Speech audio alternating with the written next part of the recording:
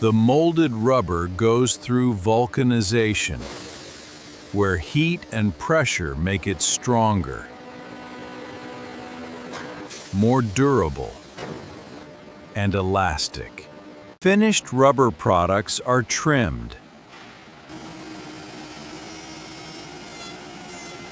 polished, and inspected for quality. The final rubber products are packed